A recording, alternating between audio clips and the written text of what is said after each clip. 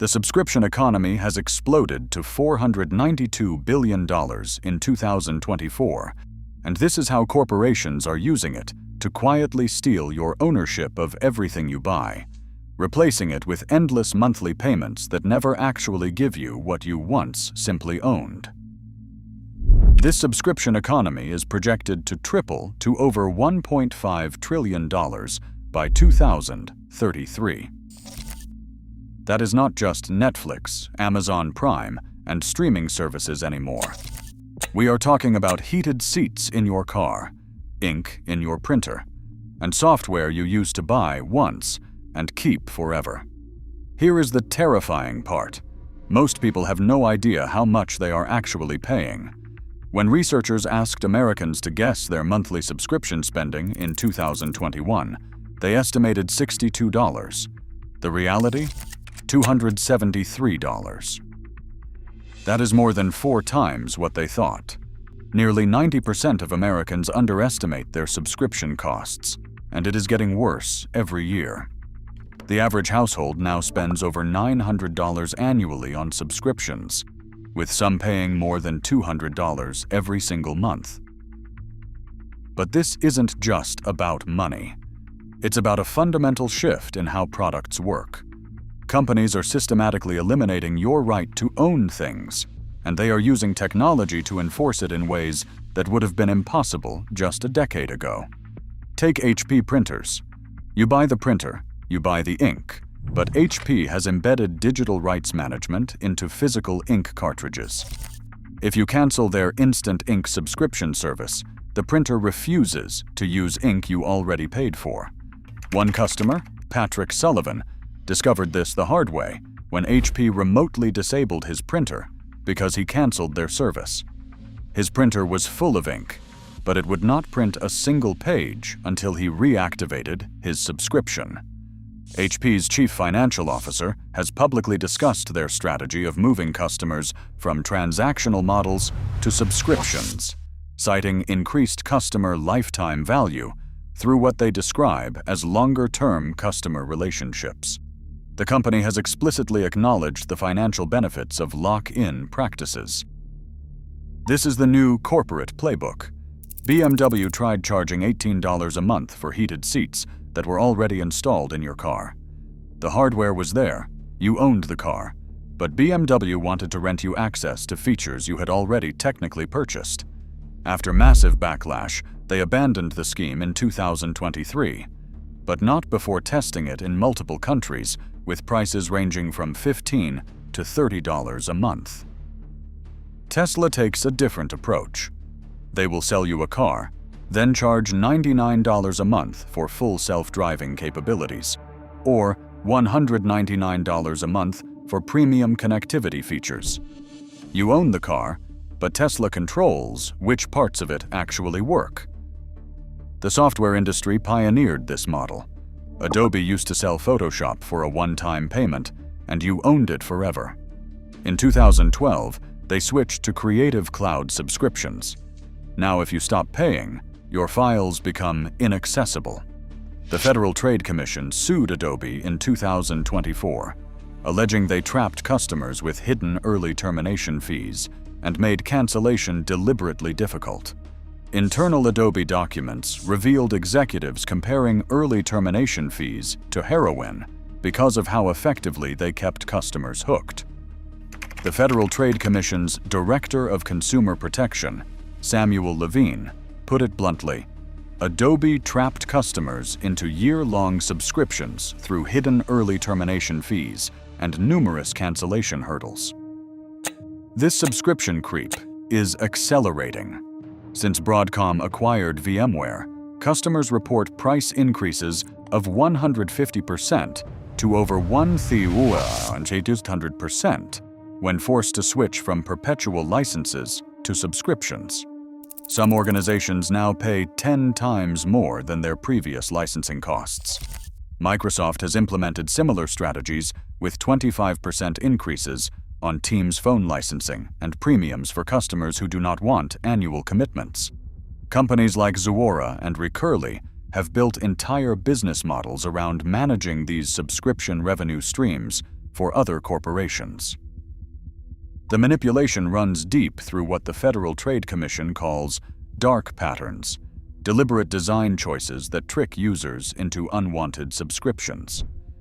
Companies design subscription interfaces to make signing up effortless, while creating maze-like cancellation processes. The FTC receives nearly 70 complaints per day about subscription practices, up from 42 per day in 2021. It implemented a click-to-cancel rule, requiring companies to make cancellation as easy as signing up, but the Eighth Circuit Court of Appeals struck it down in July 2025, calling it arbitrary and capricious. The FTC is now working to revive the rule through new regulatory proceedings. What is particularly insidious is how subscriptions prey on cognitive biases. Small monthly payments feel insignificant compared to large one-time purchases, even when the total cost is higher. A BMW heated seat feature that might cost $500 up front becomes just $18 a month. Over 5 years, that is $1,080 for the same feature, but the monthly framing makes it feel affordable. Companies also exploit the subscription fatigue phenomenon. You start with one streaming service, then add another, then a music service, cloud storage, software subscriptions, and suddenly you are paying hundreds of dollars a month for services you barely use. Research shows 55% of people have at least one unused subscription, collectively wasting billions of dollars annually. The UK is seeing similar patterns. Nearly 10 million active subscriptions are unwanted, costing consumers £1.6 billion yearly. In 2024, 26% of UK adults took out unwanted subscriptions, spending £688 million on services they did not want. The UK government is implementing new laws that take effect in spring 2026, giving regulators power to fine companies up to 10% of their global annual turnover for deceptive subscription practices. But the real danger is not just financial, it is the erosion of ownership itself. When everything becomes a subscription, you own nothing permanently. Your access depends entirely on continued payments and on the company's willingness to maintain service. If a company goes bankrupt, changes terms, or simply decides to shut down a service, everything you have paid for disappears. This model also enables unprecedented corporate control over your behavior. Companies can track every interaction, limit how you use products, and modify functionality remotely.